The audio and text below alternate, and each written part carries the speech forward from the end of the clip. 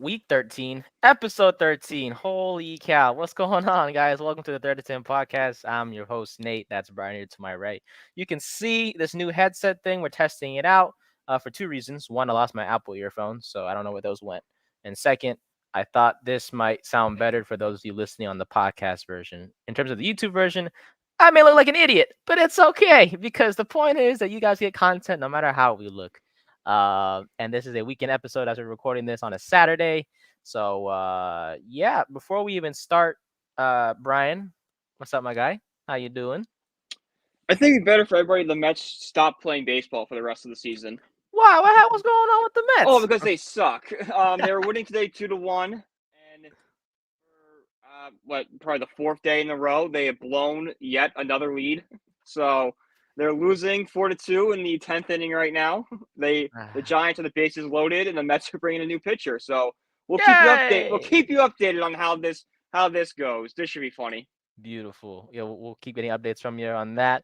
We're recording this on a weekend. So a few things before we get started. We'll address also at the end of the show. This will be our last episode for a week or two. Gonna take a bit of a hiatus for personal reasons. And then Brian's gonna be occupied with his stuff going on as well. This next week. So this will be our last episode for a little bit. We'll be back with you in the next few weeks or so. I'm going to a Jazzy concert. Oh, okay. There you go, guys. See, it's not just me. It's Brian too. He got a concert to go to, but Kenny Chesney, he's the country singer, right? Yeah. Me and my buddy and his girlfriend are going out to see him in Syracuse. Should be fun. Hey, there you go. Hope you have fun over there then, buddy. Yeah. But yeah, so we hope you guys enjoy this episode. We'll talk a lot about some Giants, of course, as always. First week of OTAs just wrapped up. I'll talk about Cor'Dale Flott as well, and our confidence in him as he will likely be the cornerback number 2 opposite of Deonte Banks, pending any signings the rest of the offseason. And then we'll dive into some New York Knicks talk. Unfortunately, their season ended not too long ago.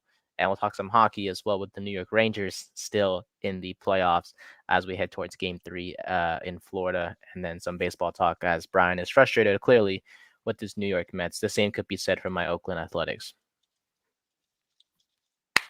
Anyways. Alrighty. Our first segment of the day, known as First Down, is presented by SeatGeek. SeatGeek. Sorry. Use the code BellyUp Sports for $20 off your first purchase. SeatGeek, whether for sporting events, concerts, comedy shows, all that, SeatGeek has got it. And again, use the code BellyUp Sports for $20 off your first order. SeatGeek, the best place to get your tickets for the best price. So ratty. All right. So the Giants wrapped up their first week of OTAs, and Daniel Jones looks healthy. As we know, Jones tore his ACL last season against the Raiders, unfortunately, which messed up the rest of the season. Even though we could talk about Tommy DeVito, we're not going to. But Jones looks great. He is not wearing a brace on the knee that he tore his ACL on. He's been participating in 7-on-7s as of right now. 11-on-11 is something he is not able to participate in yet. He has not been cleared for those activities. But as of right now, Brian, Jones is currently doing 7-on-7s. And I guess your thoughts on that, man. I mean, he looks healthy. I'm sure you've seen clips of him throwing the football a little bit. It looks pretty good, right? He looks fine. Yeah, he looks fine. I saw him actually do progressions for the first time. He pump fake actually went through the read, so that was good to see. And it's good to see him out there. Like, sure, it's not 11-on-11, but at least he's doing some sort of football activity to give us some sign that, okay, maybe he's going to be ready for week 1 as the Mets are now down 7-2. Oh, wait, hang on a sec. Oh, no, it's foul. Yeah, it's 7-2. Okay, so enough of that. But yeah, no, Jones looks good. The Mets suck. That's it. All right. Poor Mets. But yeah, Jones, a couple highlights during his OTA sessions, according to the official Giants website. He hit Malik Neighbors on a deep touchdown pass, which was great to see. Because one thing that we want to see more from Jones is the deep ball. And, he's already hitting Malik Neighbors on one of those passes is a good thing, because we've said it so many times to the fact that you guys get bored of it. Malik Neighbors is the wide receiver number 1. Jones has always needed. Darius Slayton, he is best as a wide receiver number 2. He's not a number 1 guy. Neighbors is a number 1 guy, and things are already paying off. Despite the fact that people say that Neighbors doesn't like being in New York. Look, This guy's a That's dog. just I don't get this. It's a stupid narrative they're trying to run. I'm not getting it. Yeah, me either. Like, what? He can't look serious. He has to be happy all the time. We've seen the guy smile. He's a dog. He's ready to work. He wants to win games here in New York, which is something heck the Giants haven't done in like a while. I mean, yeah, 2022, yeah, but like last year Mm-hmm. was a long season, so I don't understand that. We'll get to neighbors in a bit as well.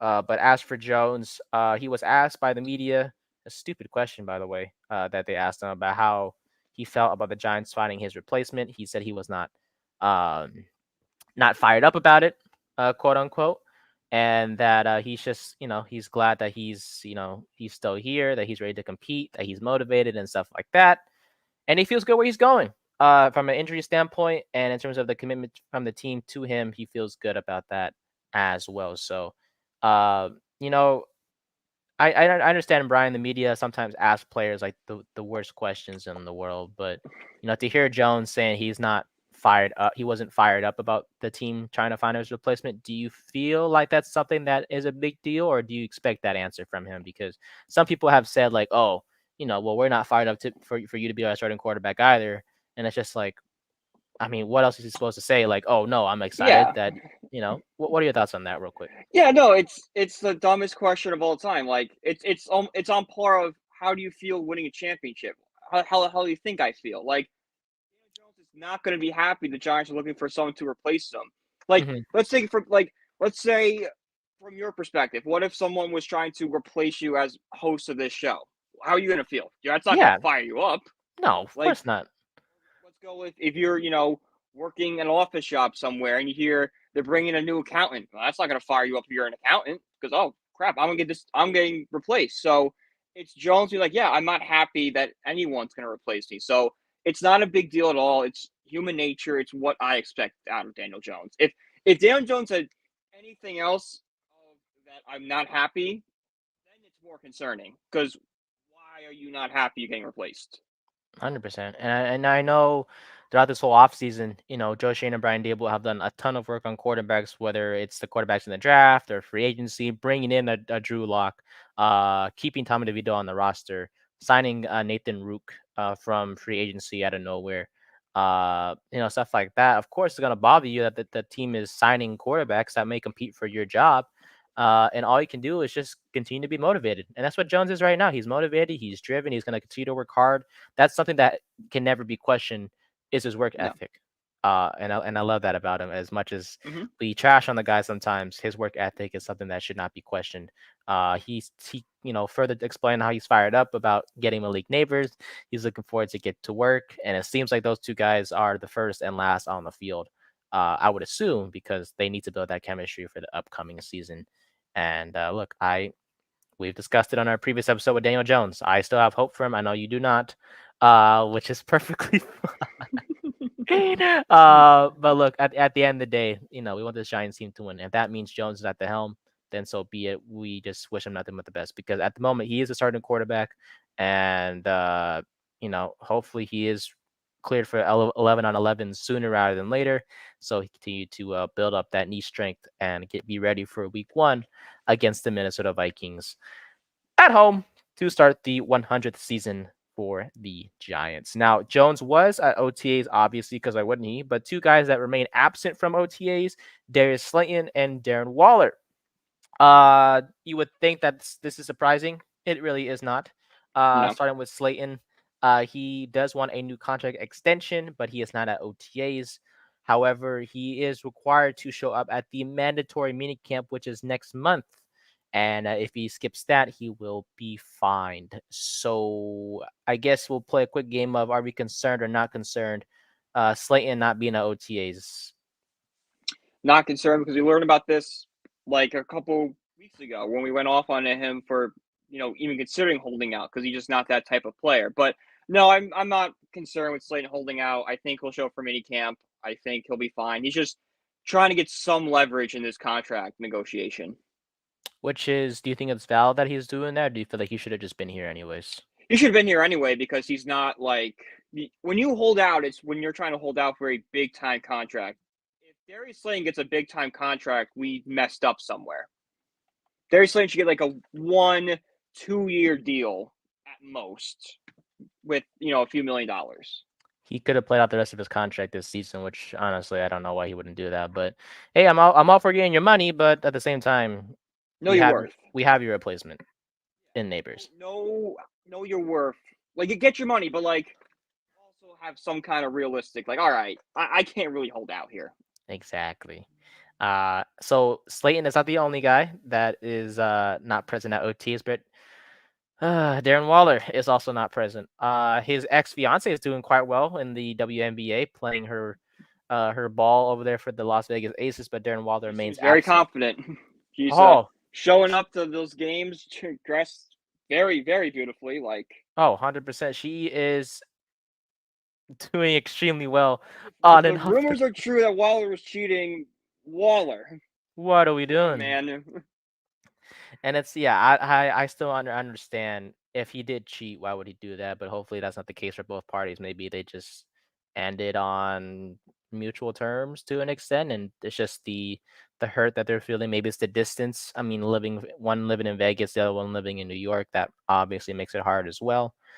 But yeah, Waller is still not at OTAs, and the coaching staff still isn't concerned.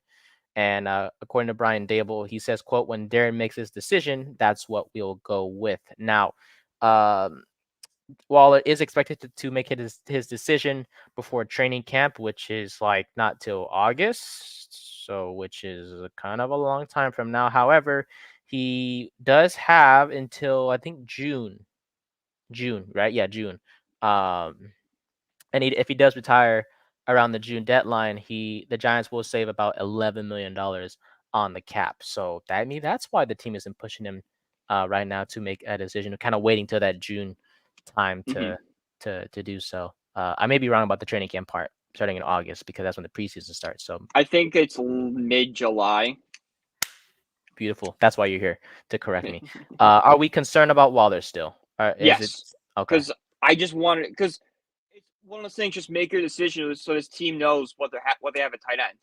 Like, are we going to start Bellinger and Theo Johnson? Are those going to be tight end 1-2, or is it going to be Darren Waller? Like, just let Brian Dable and Joe Shane know what you want to do, so they can start building this team and really start focusing on these guys.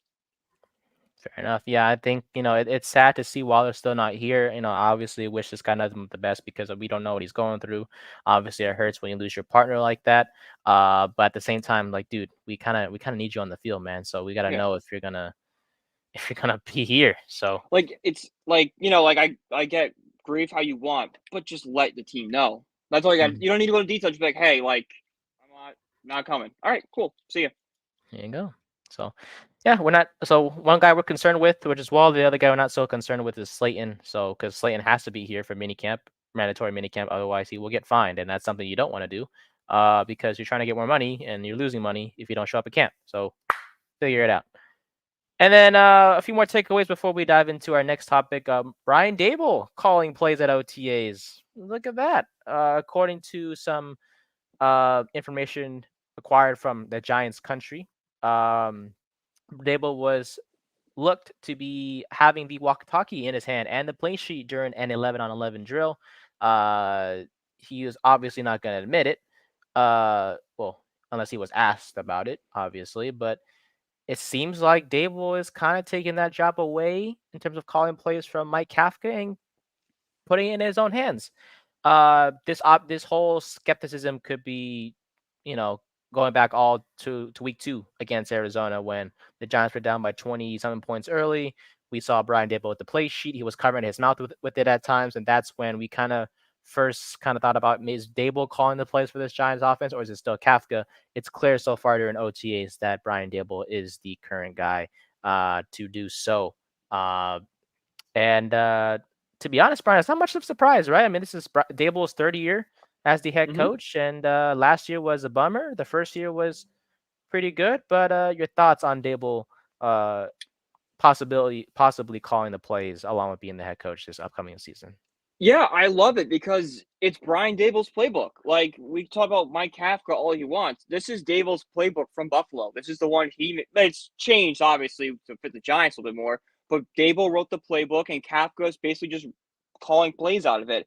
I want the guy who made the playbook to call the plays because he knows what works. He knows what he wants each play to do. He's going to have a better idea of what the matchup should be rather than someone who's going to have like an outsider's perspective on it. I want the guy who made it to call the plays. I like it. Yeah, I mean, why not? I mean, this guy, he was an offensive genius in Buffalo. Like, he was the guy behind Josh Allen's success. And Exactly. yeah, if they want the same thing to happen with the Giants, then let him go to play. Kafka, he's great, but put him on the side, have him kind of lessen his role a little bit, have some input, of course, but not the whole decision making when it comes to playing the calling the plays. Mm-hmm. Why not have Dable? I mean, Andy Reid does it. Yeah. Not comparing the two, but I mean, why not Dable? A few more takeaways real quick. Tommy DeVito looked pretty good during OTAs apparently this past week as well. Theo Johnson getting a lot of reps because Daniel Bellinger is also not at OTAs as well. Not sure why, but good for Johnson himself, who is a Exactly. rookie. Offensive line, Andrew Thomas and Evan Neal was not participating in 11 on 11 during the recent OTAs. So that means Joshua Azudu and Yotny Kajust were the starting tackles in that particular drill, which meant Brian Burns and Kayvon Thibodeau were burning the heck out of him because those two's got those. Why are we playing Azudu at tackle again? Like, do we not learn our lesson that this doesn't No, work? we didn't learn that lesson Like, apparently. guys, come on. Like, it's ridiculous. Try something else. It's not Exactly. working. Put him at guard. Okay. Yeah. But in terms of the offensive line, it looks like the Giants will likely roll with Evan Neal again at right tackle, which is something we were kind of about because we wanted to see Neal at guard. But it seems like so far in OTAs that the lineup would be the following: with Andrew Thomas at left tackle, Jermaine Elminor at left guard, John Michael Schmitz at center, John Runyon at right guard, and then Evan Neal will play the right tackle spot. Runyon has been playing right guard ever since he got to the Giants. Yes, they're flipping guys around because why not? But I think that the best thing that we want to see from them, Brian, is them not rotating the offensive line as much like we've seen in seasons past because it doesn't. Yeah. That's not how you have chemistry. Is mixing guys in and out like they've done in years past. I want the same 5 guys to start at least like 8 straight games together, barring injuries or something like that. But I want to see some consistency from this offensive line. That is not we're not switching guys out because they're underperforming or they just suck. We're switching guys out. Worst case scenario, someone got banged up. Mm-hmm.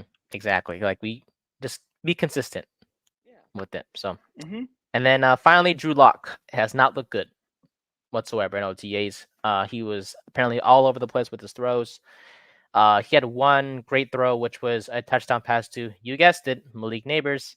And Neighbors is just saving everyone. It seems like Jones and Lock are in OTAs, but in terms of Lock, not looking good. So our video about Drew Lock being the starting quarterback, a bit questionable with him not playing well at the moment. So that's a concern that needs to be monitored. And hopefully it's just like him just kind of getting back in the swing of things, just some rust kind of coming off. Because, it's 7-on-7 or he's in the 11-on-11 one, but it's, it's kind of whatever at this point. It's May. These guys can figure it out. Fair enough. That is true. Alrighty, so that's going to be it for the OTA section of it. We'll dive into our second topic, which is called Second Down, presented by Yeet Sunglasses. Use the code BELLYUPPOD for 10% off your order. Yeet Sunglasses, best materials at an affordable price, and they look great on your eyes. So Yeet Sunglasses, great company, great people. Use the code BELLYUPPOD. You'll get 10% off your order. All right, Cor'Dale Flott. Yes, sir. Mr. Flott, the rookie from LSU, drafted in 2022 in the 3rd round, 81st overall. In 2022, the cornerback had a 65.8 Pro Football Focus grade with a 70.7 coverage grade, which was one of the best on the team, if not the best, during that Giants playoff run. The man had 17 tackles, targeted 24 times, did allow 16 receptions on those targets. Now, Flott has mainly played the slot throughout his time with the Giants, rarely on the outside.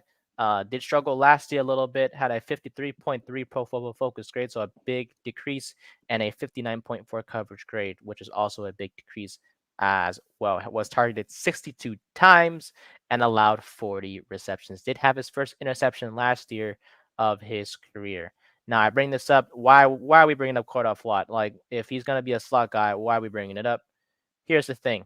Brian, we do not have a cornerback number 2 still. You have talked about it on multiple occasions. The Giants need to get a cornerback number 2, and the Giants have not done that. They drafted Andrew Phillips, who we like, but he's going to be a slot guy. He said, I would rather play the nickel, which means the Giants did draft a corner, just not to play the position they need him to play. So, who's going to be the quarterback number 2? It looks like it's going to be Cor'Dale Flott. The coaching staff has a lot of confidence in him. Jerome Henderson, the DB coach, has a lot of confidence in him too. As long as Flott can remain healthy, he's not injury prone, but he has missed games in his past 2 seasons in the NFL. Barring any injuries, Flott looks to be the main guy opposite of Deonte Banks. So your thoughts on Flott? Can he be the cornerback number 2 for this Giants team? Yeah, if he plays more like he did in 2022, he definitely could be the quarterback number 2 for this team. Now, you said last year he struggled and that all the success came from being a slot guy. Well, let's hope maybe having a year so he can struggle. He's kind of learned the basics of the position. Another year, take another step forward. And I'm not asking to be a great corner, a lockdown corner, a guy that's going to, contend for Pro Bowls. I'm not asking that. I'm just asking for him to be an average guy, do the right. Don't make stupid mistakes. Don't cause stupid pass interference penalties. Just guard your man and don't let yourself get burned. That's it. And I think that's something Flott can do. It's a very, very simple ask. 100%. I mean, Flott, he can play the starting corner on the outside. He's 6'2". The only thing is the weight. That's another concern. He's only 177 pounds, so he's a bit lean. He does rely a lot on his aggressiveness and in his intelligence as well. So putting him on the outside, they are confident in him, but he does need to bulk up a little bit while also maintaining the speed that he has. Well, that's when you get the trainers on the phone and get an off-season workout program going. Like, all right, we want Flott to gain X amount of pound of muscle by training camp. That's when you talk to your doctors and your, nutritionists and your, strength and conditioning coaches. That's why these guys are there. You talk to them so you get Flott on a regimen where he can make that goal by training camp or get close to it by training camp. And Flott is just 22 years old. Like, he's still a young guy. Like, he's my age. Yeah, there you go. That's optimistic right there. He's still young. You still have a long career if you can maintain your position, for the in the NFL. So, to have the confidence in from the coaching staff, it's a good sign. Yeah, and it's easy as a younger age to put muscle on. So there you go. The older you get, the harder it is. So yeah, the goal for Flott, according to reports, is 180 pounds first. That is his goal. He doesn't want to gain weight, obviously, and have it be bad weight. So 180 is a reasonable weight to have. Speaking about the defense, quick note: the Giants did make a bit of a change recently. Andre Patterson, the defensive line coach, will be working with the linebackers as well.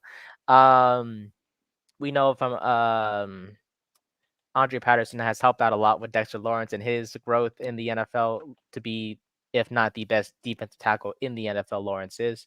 And but it looks like the Patterson will also work with the linebackers and help them with the pass rush. So Kayvon Thibodeau, Brian Burns, and Azeez Ojulari are going to be the main beneficiaries of working with Patterson. Time. Your thoughts on that real quick before we go to our other topics. No, I love that. If we saw what he can do with Dexter Lawrence. If he can, get that kind of production out of Brian Burns, Kayvon Thibodeau, this pass rush is going to be scary. It's going to be one of the best in the league. And it's already being rumored to be one of the best in the league because you have Brian Burns and Kayvon is expected to take that next step forward. And Azeez Ojulari, if he can stay healthy, he could be someone that can get, a good number of pressure on the quarterback. And if you're going to bring in someone that turned Dexter Lawrence, who was, average defensive tackle, I think, but turn him into one of the best in the league. Yeah, let's see what he can do with these linebackers. And I think what I like the most about it is that they're building chemistry off the field. We saw it with the softball game, right? We saw it with the fishing trip that you brought up a few episodes ago. Burns and Thibodeau are bonding a lot. Ojulari not really a part of it as much as we've seen maybe behind the scenes. He's going to be the third guy. The main guy is Kayvon and Burns. Those are the main guys on the field. So if those two have chemistry, I'm okay. 100%. And this pass rush is going to be the best it's ever been in like a while. So maybe since Tuck and Pierre-Paul? Probably. I mean, we hope that was the case with Ojulari and Thibodeau, but that hasn't been the case. You bring in Burns, that's what you can compare. Like, okay, Tuck and Strahan or Tuck and JPP. And Mm-hmm. hopefully, I wonder what JPP is doing these days. He was at Baltimore last time I saw. Huh. He was randomly a Raven. 2 seasons ago. I don't know if he's still there. I don't think so. That's a good question. Jason Pierre-Paul. Let's see where JPP is. He played with the Dolphins and the Saints last season. Yeah, Played free 3 agent right games. now. He played for. He's gonna be that guy that someone's gonna get hurt during training camp, and they're gonna call it Jason Pierre-Paul. Remember, he was a Pro Bowler with us. Yeah, and he was. Dang. he was so good before he blew his hand off in that firework accident. I know, he was getting sacked left and right. Now his fingers got sacked. Yeah, yeah. Poor guy, but I miss the old Giants. Oh, that's what we were going to do. That's a future episode idea, was going back to our favorite Giants from years past and talk about them. That's going to be our future endeavors per se for the 30 to 10 podcast. So watch out for that. But that'll wrap it up for second down, our second segment of the day. So we shift to third down now. Presented by Righteous Felon Jerky. Use the code BELLYUP for 50% off your order. Righteous Felon, great snack to have in your pantry. Great ingredients in those jerky. So use the code BELLYUP for your Righteous Felon order to get 15% off. And we're going to shift away from the gridiron for a little bit. Talk about the other things going around the world of sports, because, football is kind of a dead period right now. A lot of teams in OTAs, not many headlines as much. So we'll start with the NBA. Right now, we have 4 teams left in the playoffs. We have the Dallas Mavericks and the Timberwolves. The Mavericks, at the moment, as we're recording this, keep in mind, are up 2-0 on the Wolves. And then today is game 3 between the Boston Celtics and the Indiana Pacers, who will be without Tyrese Halliburton for game 3 with a hamstring injury. Celtics up 2-0 in that series as well. Brian, your thoughts on the series before we dive into the Knicks, whose season ended by Indiana last week? Yeah, Boston's going to sweep Indiana. It's not like I wouldn't even watch this series. But Halliburton out now for game 3, it's over. It's over. Celtics going to cruise to an NBA Finals. And Mavs Wolves, I still think we could see a really, really good series out of them. Like, I know Dallas is up 2-0, but that Timberwolves team has got a lot of talent on it, especially with Anthony Edwards. Like, I don't count them out yet. 100%.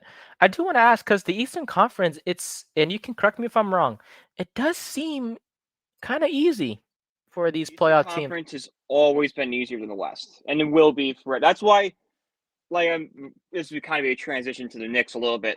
That's why I wasn't so heartbroken about the Knicks losing, is because, the East is so wide open. Like, Boston, and then the Bucks can be good with Giannis, and, the Bucks can be good with Giannis, and if Lillard comes back. The Sixers can be good if Embiid can stay healthy, but who knows? Embiid's kind of a weird guy. He's, is he going to want to stay in Philly? Who knows? So outside of those 3 teams, there's no one really else. So the Knicks can obviously easily slide in that 4th spot. And I think, depending on what they can do this offseason, could jump to 2 or 3. And you mentioned how the East is easier than the West, and it's been like that for years now. You can't really say there's a solution to that, right? You can't just be like, oh. It's because it's about team building and stuff. And if all the stars want to go play out West, that's what they're going to do. Like, you can't make a rule that you can't play where you want to go. These guys, that's why we have free agency. These guys get to the open market, and then they decide where they want to play. Players have fought for that forever, and there's no way of changing that. Could you bring up the concept of weather into the players' decisions in terms of free agency? Because the East, West Coast weather is kind of better than the East Coast. I'm just saying from a right, yeah. No, you could. Perspective. Weather is definitely a factor. Taxes are a factor. Like, are you going to play in, Oklahoma where there's no income tax, or are you going to play in New York where you're going to get taxed crazy? Like, which one are you going to pick? Well, I'll make more money if I go play in Oklahoma, so I'll go out west. It's all little things like that. Like, there's a bunch of different factors, and they probably all factor out about the same. There you go. So, And also, we should talk about real quick how the injuries have played a big part in these playoffs, especially in the East, because, let's start with the Celtics, right? First round was against Miami. That was pretty easy No because Jimmy Butler. right. Second round was against the Cavs. Cavs. No Donovan Mitchell for like the last two games. Mm-hmm. Now they're against Indiana. So we should go to Indiana real quick.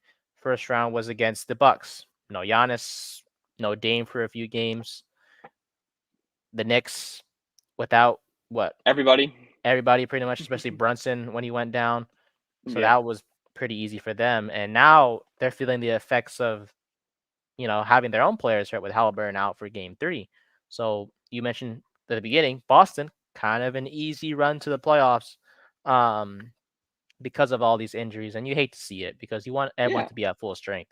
And for the Celtics, they won't get to experience that because all the teams that they've played have been hurt or have injuries that they're dealing with, and that's the same for the Pacers, their Yeah. opponent in the conference finals. Yeah. Whoever the Celtics play in the finals will be the hardest opponent they faced all season. By far. Whether if it's Dallas or Minnesota. And that's when you'll see how good of a number 1 seed they are. Exactly. Yeah. They haven't been like tested yet. They're going to get tested in that finals. I think you find both these guys have the star player to go up against Jason Tatum. 100%. The West, your thoughts on them? Because right now the Mavericks are up 2-0 on the Wolves, and I hate to say it, they do look a bit tired. To talk about being tired, you would think of the Knicks because they're playing their guys 40, 45 minutes and stuff like that. But the Wolves, they've kind of came out flat during the first 2 games against the Mavericks. Your thoughts on the Western Conference Finals? Yeah, I mean they definitely come out flat the first couple games. They played, really hard opponents the entire way in. So they're a younger team. They don't have like the experience to go in these deep runs. Unlike the Mavs, who have a guy like Kyrie, who's gone to championship and won championship in the past.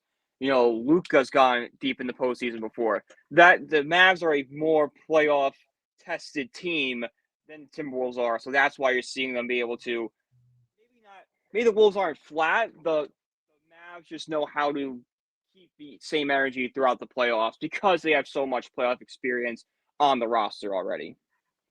Are you surprised the Oklahoma City Thunder didn't make it this far, or do you feel like that the youth kind of played a It was role? yeah, so it was definitely the youth. My buddy's a big Thunder fan, and he said the same thing. He goes, "Sure, we're number 1 seed, but I'm very worried about this team because we are just so young. How can we expect to compete against teams? These guys don't know how to compete yet. They're gonna learn, and they did. Exactly. And I want to say that no matter what happens with the Wolves, I am proud of them. The fact that they knocked out the Nuggets in the 7 games, it hasn't. I know Anthony Edwards has looked a bit, kind of fatigued recently, especially in Game 7. He wasn't the reason why they won. It was Karl Anthony Towns who carried the way in Game 7 against the Nuggets in the second round. So, shout out to the Wolves. No matter what happens in the rest of these playoffs, they made it this far, and that no one expected them to make it this far in the playoffs. So, I hate to look ahead, but with both series looking at 2-0, We're looking with like the Celtics Mavs. That's what we're looking yeah, at. at this point, and the finals start on June 6th. So if they can wrap things up sooner rather than later, if they both sweep their opponents, the Mavericks and Celtics do, they're gonna have a lot of rest before game 1, and that's what we want to see as Mm-hmm. those two teams having as much rest as possible. So shout out to them. Celtics and the Mavs, and no matter what happens with the Wolves and the Pacers, hell of a season by those teams as well. The Knicks, dude, I'm sorry. Yeah. Yeah, your thoughts on the next season, real quick, before we shift to the hockey. Because the Knicks, hell of a season. Jalen Yeah. Brunson, superstar, but Superstar, yeah, without question. This cemented him as a superstar status. The Philly series alone yeah, did it. It's one of those things that the Knicks were so injured that even if they did win that game 7, they're probably going to get swept by Boston. Maybe pull a game out in New York, but they were never going to be able to beat Boston with, especially that Brunson got hurt. They were missing everybody. Like they were just missing there. So if the Knicks can get healthy again, pull off some big move in the offseason. Don't know what it is yet. I heard like Mikal Bridges, the Villanova. I kind of like that. Don't love the Paul George rumors. Donovan Mitchell seems like the time for that kind of passed. Like, I trust Leon Rose. I think he's going to do something big this offseason. I just don't know what it is yet. But this team is going to get back. Like this, the window is just opening for the Knicks. In a way, if you could, you can correct me as well for this one. Maybe the best thing for the Knicks to do is nothing in terms Of of, course. yeah, just maybe re-signing a Hartenstein and whoever other free agents that the Knicks have to or could possibly bring back. But in terms of free agents and trades, maybe just leaving things alone because they they didn't make it here based on luck. Like they fought hard. Yeah, no. Brunson is a number one option no matter what anyone says. Josh Mm-hmm. Hart plays extremely hard. Dante DiVincenzo is a great option, second or third option. OG and Anunoby, when he's on the court, they The win. Knicks are undefeated. Yeah. Yeah, He's probably the biggest guy. Like, I'm pretty sure he's a free agent or like his contract's coming up. The Knicks have to get him back next season. He is, in my opinion, a must return for this roster. yeah. So and it's just like, why not just bring the core back?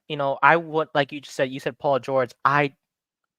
Not much of a expert basketball wise, but I just feel like bringing in a superstar like that isn't really the best Yeah, no. idea because you already have a great core with Mm-hmm. guys that fit their role. Why bring in a guy and just mess all that up? Because if Yeah. PG comes in, someone's getting left out, and who are you gonna bench? You know what I'm saying? Because you, Yeah, no, for, I get that entirely. And like, sure, I love this Knicks team. I love to see them run it back and have Randall and Mitchell Robinson healthy because I think that would have made a huge difference. If Julius Randall is healthy, I think the Knicks clear the Pacers in 5 games. 100%. Because Randall, he's a solid four who could stretch the floor. Mm-hmm.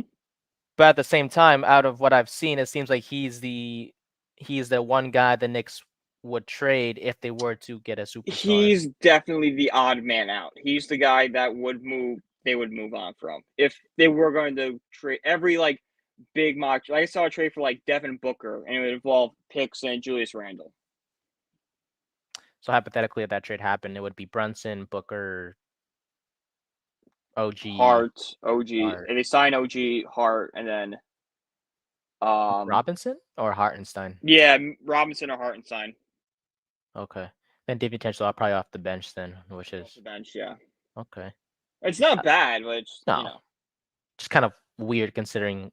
It's the question is the team actually getting better with Booker, or are you just smarter staying with Robinson? Not Robinson, staying with Randall and not really messing anything up. Don't bring any new voices, superstars who might have egos, might, especially in the Mecca like New York, might let that kind of go to their head a little bit and screw up what is potentially a really good core. Because the Knicks just have guys right now. Like, they don't really have, like, Brunson's a superstar, but he doesn't, act like a superstar. He's kind of still kind of under the radar a little bit. There's not really, like, a drama guy like Kyrie. There's no ball hog. It's just guys who come in, go to work, and just play basketball. That's all they care about.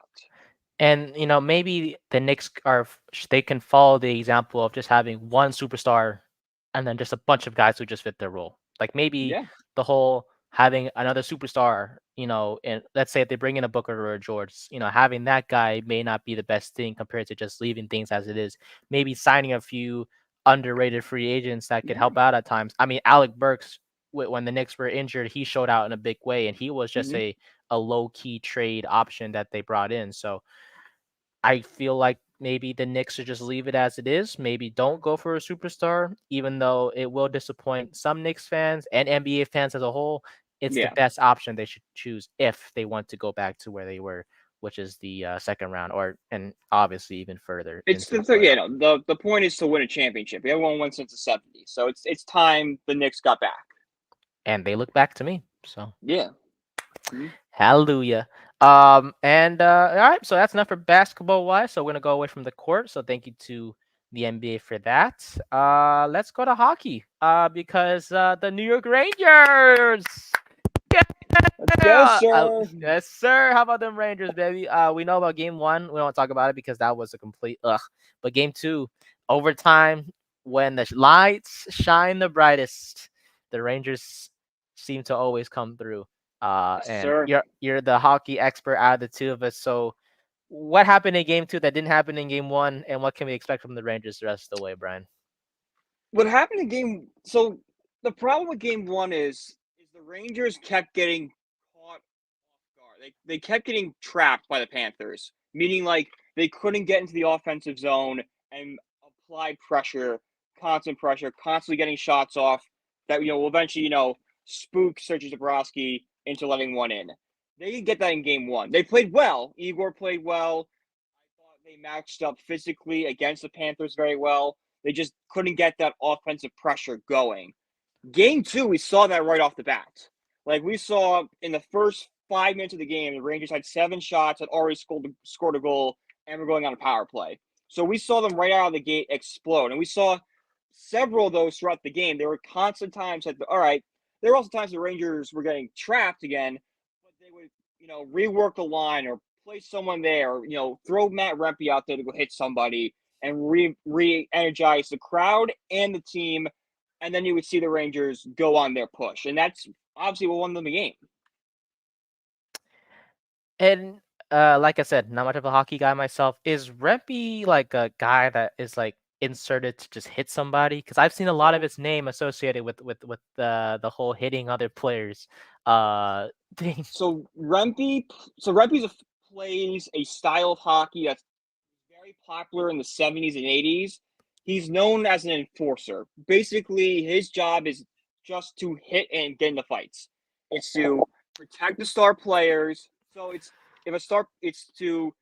kind of like it's like a deterrent. So like instead of someone getting a dirty hit off on one of the Rangers star players, they know retaliation's coming from Matt Rempe. So they're gonna think twice before getting that hit off. Is it because he's like 6'8"? Yes. Because he's big. Rempe, 21 years old, a Canadian, 6'8". It says 6'9" on Google, but I guess he's apparently 6'8". Damn, 6'8", 241. Yeah, I think twice too. Mm-hmm. Shit. Okay. So the Rangers. Okay. How are we looking though? Are we confident that they'll pull it out the rest of the series? I mean, I know they lost game 1, but winning game 2 has to have. Winning game 2 has a lot of momentum on it in the Garden, in overtime, and it showed the Rangers that they can score on Sergei Bobrovsky. That was a big thing going into this series. Was the Rangers never faced a goaltender that could go, shot for shot with Igor. The Capitals always was one lower. Freddie Anderson for Carolina, nowhere near the level of player Igor Shesterkin. Sergei Bobrovsky is a top 10, maybe arguably top 5 goaltender in this league, just like Igor Shesterkin is. So the Rangers had to prove for themselves so they could get the puck past them, and that's what they did in game 2. They won in overtime, so they have momentum. The series is tied, and they're going to Florida. Just take one in Florida. That's it. You just need to win one game to go back to game 5 in the Garden, tied 2-2. That's it. Because you're going to have home ice advantage, and turning the series into the best of 3 when you have 2 home games has to make you confident if you're a Ranger fan. So momentum's on their side. Win one in Florida, and you'll be okay. And home ice does mean a lot for the Rangers, who in the regular season played extremely well at home. To be exact, they were I forgot the record was. It was they had a solid record at home, if I'm not mistaken. Yeah. They had a solid record everywhere. They were, they won the President's Trophy. They're the best team in the league. Exactly, and then it's Madison Square Garden. Like you can't. World 30-11 to be exact. 30-11 at home this year. So, is there any concerns about the Rangers that we need to look out for game 3, or just feel like it's just a simple as just play well, played like you? My only concern is that Mika Zibanejad has looked quiet. And same thing with Adam Fox. He's definitely banged up. So some of the superstars are playing not at a high level. So if they can get back on that high, that's the only concern. If they don't show up, the Rangers won't win. Okay, gotcha. Alrighty.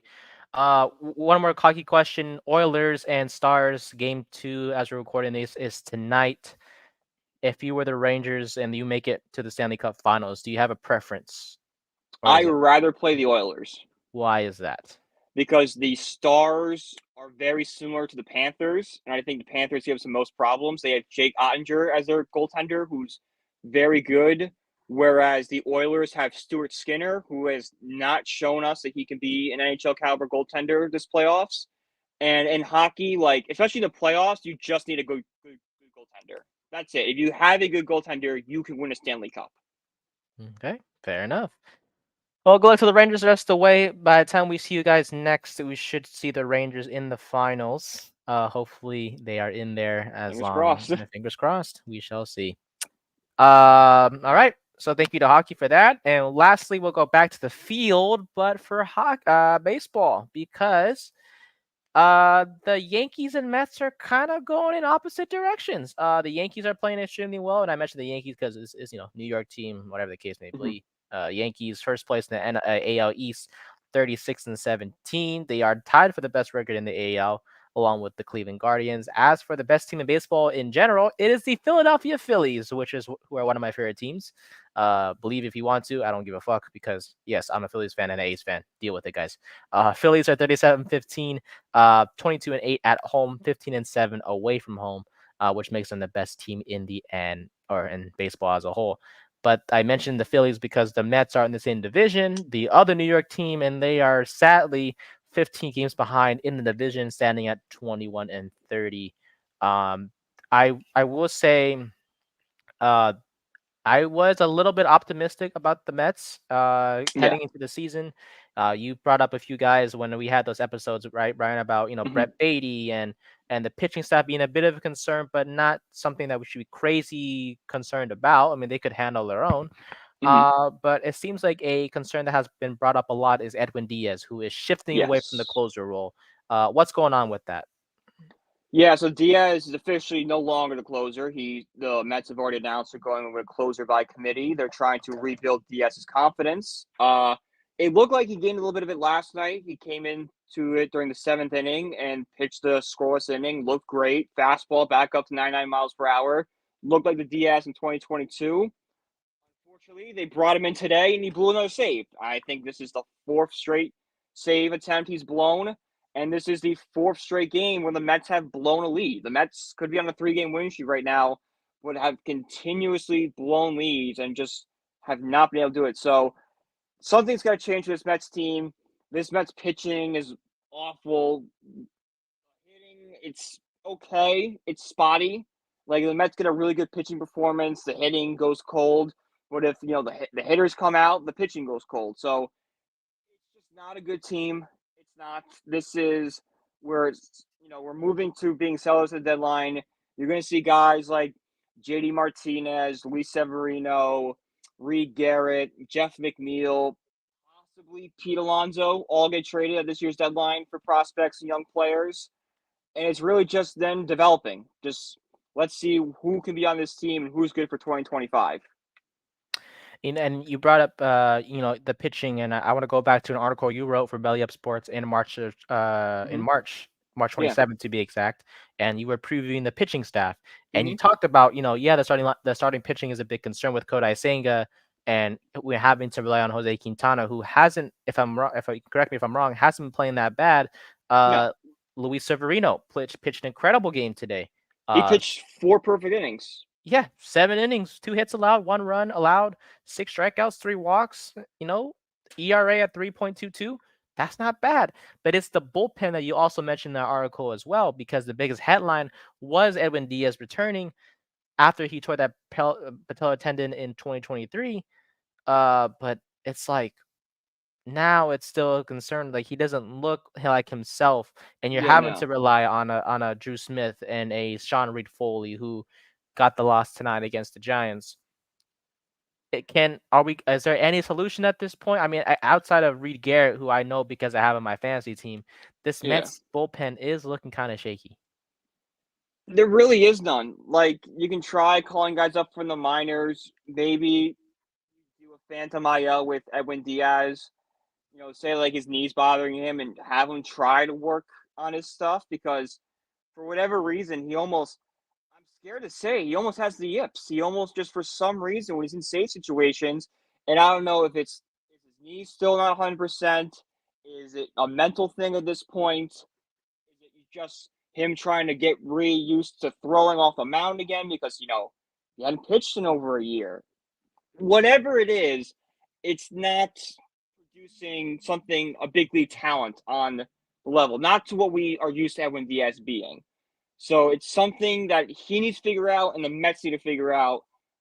I'm not saying you need to figure out this season because it's kind of already a lost season to begin with, but it's something that needs to be wrapped up by 2025 because this Mets team does not go far if Edwin Diaz is not that lockdown closer. And I'm not asking him to be as good as he was in 2022, right? That's almost unfair of me to say because he was so good. I'm just saying you have to be a serviceable closer. You have to be, you can't blow 5 save situations. You have to, you can blow 1 or 2, but if I call you out there for ninth inning, I need to know you're going to get 1, 2, 3, and we're going to win the game because of you. I got you. What about the hitting? Is there concerns about hitting as well? I think that was something you mentioned when we talked about the Mets last. Is hitting still a concern, or has it ever been a concern Yeah, for the hitting's Mets? a concern. A lot of these guys are just getting really unlucky. Like Francisco Lindor, he's been heating up the past couple days, which you love to see. His P rates, he had a batting average of 198 entering the series with the Giants. It's up to like 212 now. But Okay. if you look at the advanced numbers, and there's this advanced stat that's called expected batting average, which takes how you've hit the ball, you know, the how hard you hit the ball, where the ball landed, all that kind of stuff, and it's on average what your batting average should be. Lindor's expected batting average is 270. So yeah, he's batting 208, but the numbers suggest that he should be batting 270. So that's a case of him being unlucky. And you see that across the board with Mets hitters. Nimmo's got a similar issue. Not as big, but it's a good 30 or 40 points lower than it should be. Alonso's like 30 points lower than it should be. Marte's 20 points lower than it should be. So this Mets team is hitting the ball. They're just hitting it right at people. And then you have guys like, Brett Beatty is kind of a lost cause at third base. They should cut their losses, especially with how Mark Vientos has been playing lately. JD Martinez is only going to be here for a couple more weeks before he's shipped off at the deadline. Francisco Alvarez, we're waiting to come back. He hurt his thumb. He just started swinging the bat again, so he's probably a few weeks away.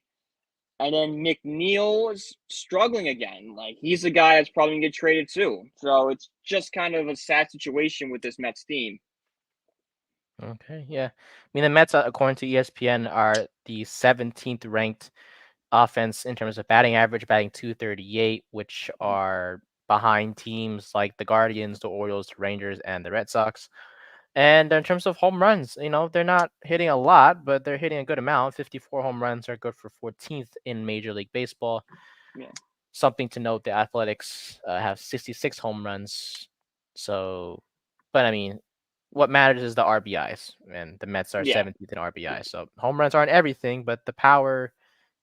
The Mets also only really have one power hitter in their lineup in Alonso. Like not Marte.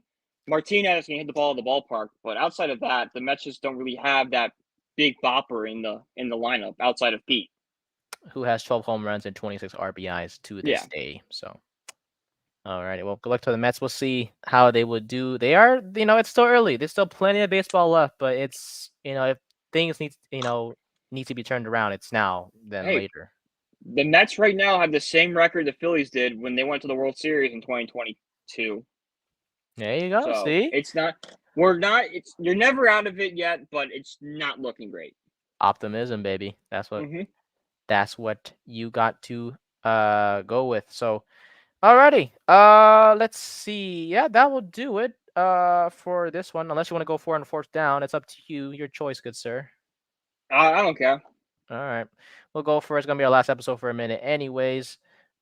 So we're bringing back our favorite game that we all know and love. It's Weddle. Woohoo! Weddle, as you all know, we guess the player of the day. It can be offense or defense. So that is it offense or defense in this one, yes. or is it the other one? Yes, okay. It is. It makes it. Yep, it's gonna be a little challenge today. So, all right, Brian, what you got? What's the first player you're thinking of, buddy, for this Weddle challenge? Azeez Ojulari. Azeez Ojulari. Why is it not popping up? This is the offense one. Why is this happening? Oh my goodness. Hold up. Is it this one?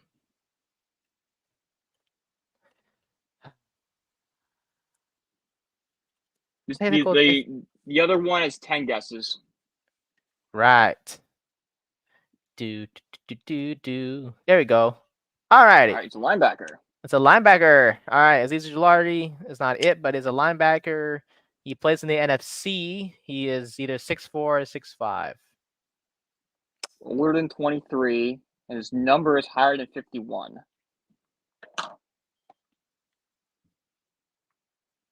Is Eric Kendrick still in the league? Maybe. Oh, he plays for Dallas too? Son of a gun. And he's short. 6 foot? This one. Okay. Okay, so he's not. So he's between the ages of 26 and 29. He's 24. a linebacker. Oh, yeah, 20. Yeah. Yeah. NFC South? What's a linebacker? Devin White. Devin White. There you go. Is he on the Eagles? Shit. You got the age, though. You got the age. He's on the Eagles, though, but you got the age. No, he's on the Eagles. Buccaneers. Dang. When did he go to Philly? Did he just sign with Philly? Probably like not crazy early ago, but it was like recent enough to like it was like surprising. I didn't even know that. Devin White signed with the Eagles in this offseason. Ah, okay. Fair enough. March 18th. 1 year, $7.5 million. Dang, underpaid. Jesus. Yeah, he wanted to get traded from the Buccaneers, so. Man wants to win. I don't blame him. I don't blame him either. All right, a 26-year-old linebacker who is 6'4", 6'5", plays in the NFC. Damn, why do you give us linebackers for? Damn. Warner? No. What? It's like Fred Warner, but he's not 6'5". No. And is he? Is Fred Warner? Is he still in the Seahawks? No, he on the. You're thinking Wagner. I'm thinking Warner from SF. Oh yes. Yeah. I mean, you could do Warner. We have 10 guesses just to see if it's an NFC West guy. True. We could. Let's do that right now. Dang. Okay, wait. He's okay. No, we still know he's 26 years old. Higher than 54 is the jersey number. Okay. So he's either 57 because there's no linebackers like numbered 77 or 87 or 90s. So it has to be either 57, 58, or 59. Mm-hmm. He's not in the West, so he's in NFC South or NFC North.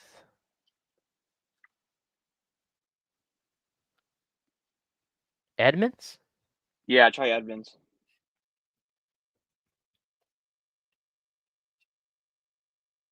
Dang, I got the height and the age.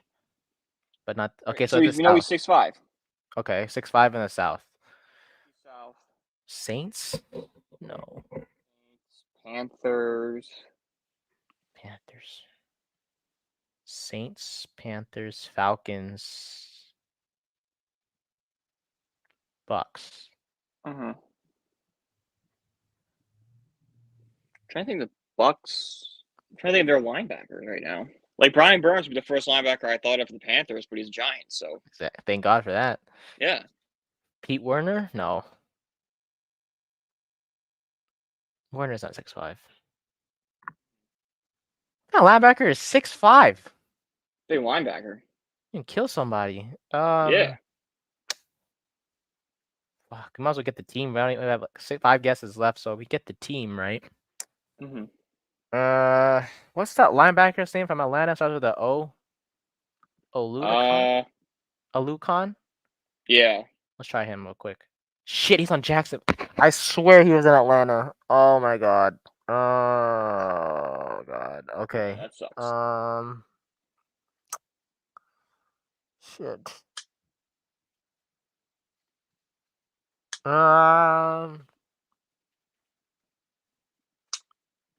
Who's 26 in the South? It's like, nah, Kuechly, obviously not. Devin in the league? Who? Devin Bush. He was the Steelers pick that year that White was picked. But I don't know if he's still in the league or not. He's on the list. We could put All him. right, try him. Yeah, because he would be the same. He was in that draft class.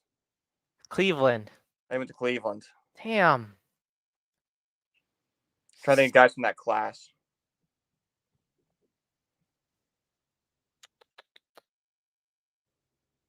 Thompson? Try it. He's on Carolina. Okay. Shit. Okay. It's a Carolina linebacker. All right. Number 57, 58, or 59. Okay. Fuck. Well, obviously it's a guy that is replacing Brian Burns. Mm-hmm. It's not Kuechly. Nope. Damn it. This cannot be the one we give up on. Fuck. 57, 50, 59.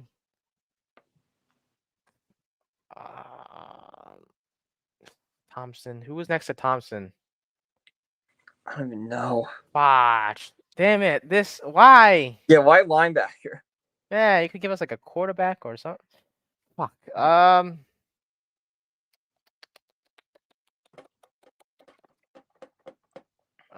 Damn it. I don't know about this one. Let's just do Easy Weddle.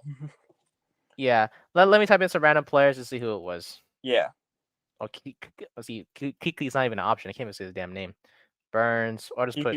Kuechly retired. Who was it? DJ Wanum. Yep, never in a million years would I gotten that. Who did he just sign? I swear to God, he probably signed with these motherfuckers. Oh my God, he was a free agent. He signed with them. Fuck you, Weddle. Excuse my language. That's okay. I'm probably gonna edit that out anyways. Son of a. What the fuck? He has 23 sacks? Damn, this guy's For good. who? Minnesota. Oh, he had 8 sacks. No wonder. Oh, fuck off. No, fuck this. Where's the normal one? Okay, give me the normal shit. Any defensive players on here? Let me make sure. Okay, cool. All right, let's try this again. Give me one. Mr. Jalen Hyatt. Hyatt, I love it. Receiver. Perfect. NFC, okay. Over 22, 6'1" or 6'2", buddy. Under, so he's either a number 10 or a single digit number. Okay, let's see.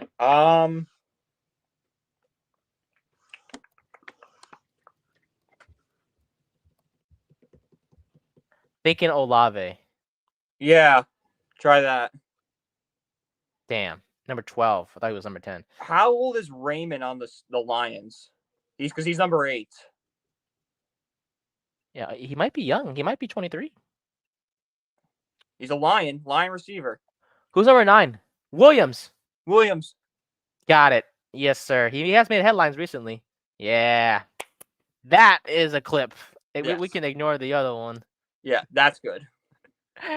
Alrighty. Well, that'll do it, boys and girls, for the 13th episode of the Third and 10 podcast. We will be taking a week or two hiatus to enjoy our summer a little bit.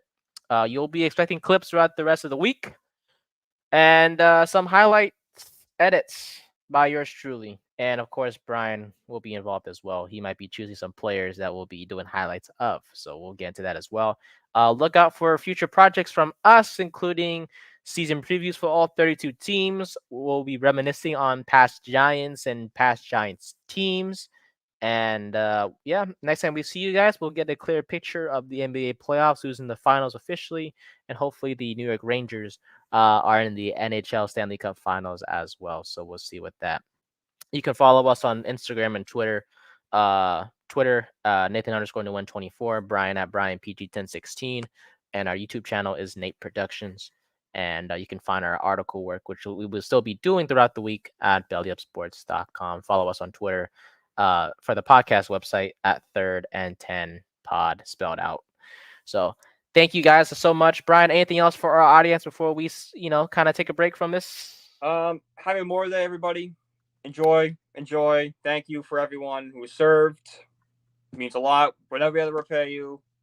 Remember when you're enjoying your barbecues and your party. Remember why you're there. Exactly. Shout out to this to the military, and all that stuff for serving our country and keeping us safe in the beautiful nation we call the United States of America. So until next time.